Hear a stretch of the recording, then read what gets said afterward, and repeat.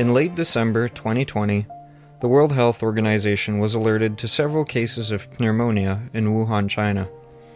The virus did not match any other known viruses. On January 7th, China confirmed COVID-19. On February 20th, 2020, Canada confirmed its first case related to travel outside of mainland China. And on March 11th, 2020, the World Health Organization declared the global outbreak of COVID-19 a pandemic. Soon after, every school shut down one after the other. Businesses shut down, with only necessities staying open. Unsure how long this will last, many people lost their jobs. A lot of people thought, am I next? Everybody was buying toilet paper. Is there something about this virus I don't know about? Maybe I should stock up too. This is a first for not only me, but for the modern world.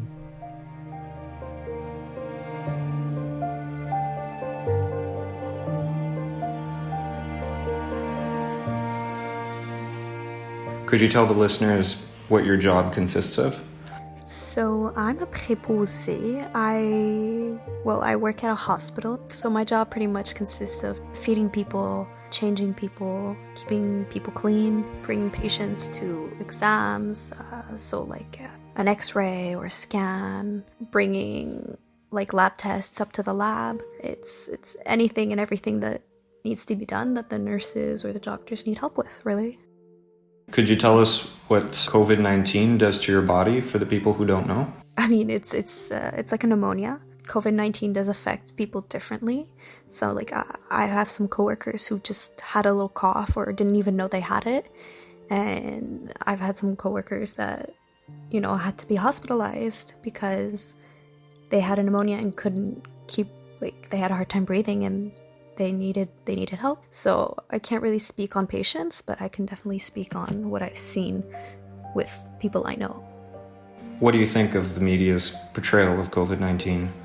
I think the media's portrayal of COVID-19 is definitely dramatized because, yes, there is information presenting, and then I think overall people are, it's making people freak out for not necessarily nothing, but I think people should be vigilant, but I don't think panic is helping. It's known the coronavirus transmits from animal to humans, and it's thought this strain comes from bats as its genetic sequence resembles the one in humans, and when announced to the world by China, was already spreading like wildfires. It's now April. The virus has infected over 1 million people. Shelves are empty, and there's no more toilet paper in stores. I know there'll be more, though. Things are going better, and most people are listening to the idea of social distancing. But like the rest of us, we miss our family and friends. We hope they're okay. We know they're okay. But how can we know for sure when some people don't show symptoms? I have to say, this is the lamest zombie apocalypse I could have ever imagined. And what about the conspiracy theorists that think the virus was created or released on purpose? I think this definitely not been created. These viruses happen naturally in nature all the time.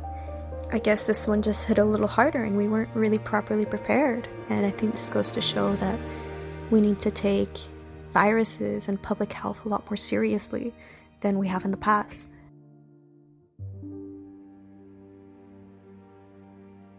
What do you think of the people that say they don't care if they get the virus? I don't think that's fair to the lives they're endangering. How has COVID-19 affected the hospital you work in? A lot of the floors had to be sort of revamped into COVID floors. And I feel like there was quite a bit of, not panic, but general unrest within the staff for quite a while. Because we didn't know how to treat this, we didn't know what were the protocols. The protocols were changing every 8 hours. Nothing was constant. We didn't really have any guidance at first. Things are getting better. What's your hospital doing to avoid cross-contamination? If you're working directly in contact with COVID patients, you're wearing a gown, you're wearing gloves, you're wearing a mask, you're wearing visière. I don't know how that's called in English, but like eye protection, if you will. And once you get out of that like room or 2-meter space between the patient, then obviously you take off your gloves, then you disinfect your hands, then you take off your gown, then you re-disinfect your hands, then you take off your eye protection and you clean it. And for the masks, we get 2 per shift, which is not what was the protocol before, but we do what we can with the shortage. And we get 1 at the beginning of our shift, and then we can change it after we go to supper. At what capacity is your hospital running at right now? Is it higher than usual, or is it...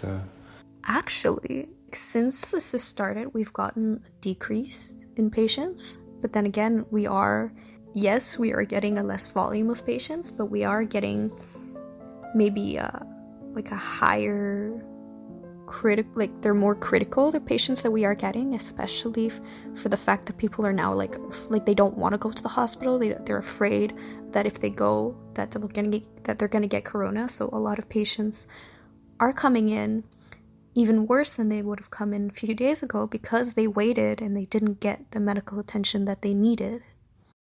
Have people tried stealing from your hospital? Oh my god, all the time. We have to like lock up all of our supplies. All our disinfectant is highly controlled. People are watching the disinfectant because people have taken it and left. People have tried to steal our masks. Yeah, it's kind of ridiculous. Is that the public, or is that like some other workers? I haven't heard of any workers taking any, but I've personally seen like patients and like people just walking into the hospital trying to take some.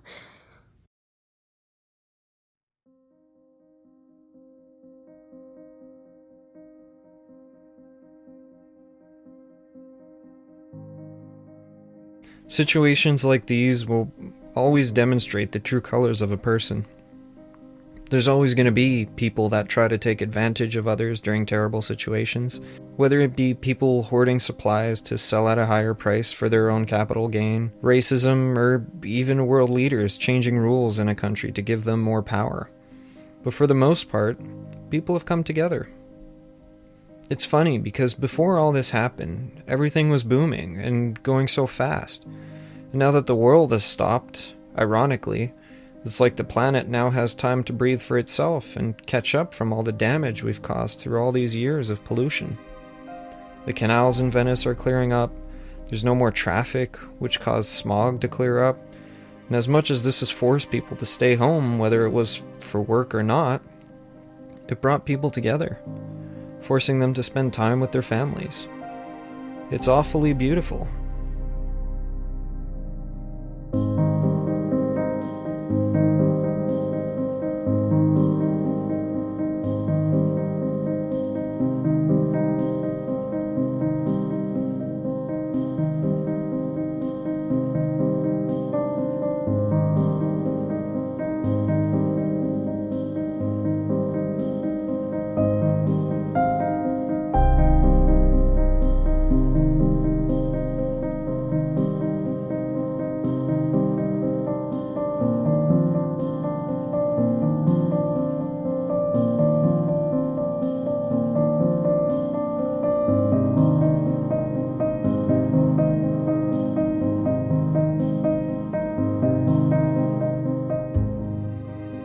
Do you know in Canada, like, how bad the body counts has been? And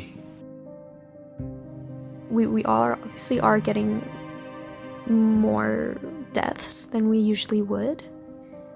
So we're trying as best as we can to make all the space necessary and make all the arrangements to properly take care of those who have passed. do you regret being a nurse now, considering everything that's happening? Or do you wish you could be doing more? Well, like, I'm not fully a nurse yet, but, like, I definitely do love my job as a prepose. But it is, like, I feel like the hardest job I've ever done. And by far the most demanding, like, physically and emotionally. Things are gonna have to get better. Like, they have to, or else it's not gonna work.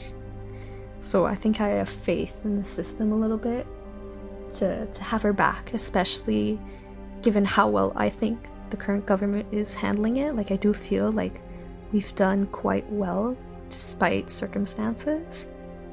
But, you know, things could also always be done better, so we do what we can. How have your hours been affected since this started? So so that's a little bit different, because all the like employees employed with the hospital that are not going to school at the moment are being given obligatory like full-time hours. So if you were working just like twice a week, well, now you're working full-time and you don't have a choice. I volunteered for more hours, so I would be doing 3 to 4 shifts a week when I just usually doing one shift a week, because I am still in school. But now with online school, I feel like I can give myself a little bit more leeway and I can always talk to my teachers. But it has been pretty intense for me personally. But how's your life changed, like your personal life changed since the virus appeared? It sounds stupid, but I used to buy my groceries online all the time, and now I can't anymore. So, I mean, I actually have to go to the grocery store, and I find that kind of funny because I'm the person in contact, like, with COVID patients. So I feel like there's been a little bit of a lack of support for people who are actually in contact with COVID patients, because I don't feel like, yes, we are taking the best precautions we can at the time, but I feel like we're also the people the most at risk of transmitting it to the community. So in that respect, I feel like there's been maybe a lack of oversight for that. I mean, other than that, I feel like we're doing quite well in Quebec, given everything. And yeah, I'm pretty proud of people how people are respecting social distancing and are taking this seriously. So for everyone who is, I'd like to thank them. We're now approaching the end of April, and I don't know how I feel. I'm not scared or fearful for my life anymore. It just feels like another day of staying inside and sanitizing the crap out of myself and everything I touch. As more coverage of COVID-19 gets released, people are getting desensitized for what's happening. Because even though everybody knows the world's economy has taken a toll, like the job market being destroyed, whatever businesses capable of social distancing are scheduled to reopen. Is it really smart when the death toll of this virus is still rising? What else are citizens going to do, though? The government can't just keep printing money. Do you wish Canada could have done anything differently, even though you said we're doing pretty good? I mean, I feel like we could have caught this a lot earlier. I feel like having set like provincial, like province-wide rules, especially the fact that they were changing like daily. So I'm like one shift to the next, everything was different, and then everybody was doing things wrong, and there were like tensions regarding that. But I mean, this is the time to learn from our mistakes and to be ready for next time. But realistically, there's gonna be a next time. Like, whether we want it or not, these viruses happen, and I think this is the best time to learn and to reevaluate what we could do for the next time, the eventual next time. If you could spread the word about one thing about the situation we're in, what would that be? Just wash your hands, wear your mask, try not to touch your face. Just be conscious of the fact that your hands are touching things, and then when your hands are then touching other things, you're contaminating everything. So just be conscious of what you're touching and realize that you've touched other things that may have potentially been contaminated.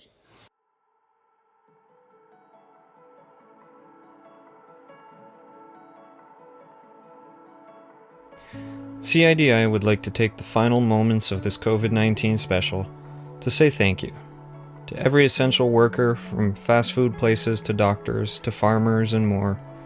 You are the reason we have all kept our sanity. So from the bottom of our hearts, thank you. Everything will be alright. Ça va bien aller.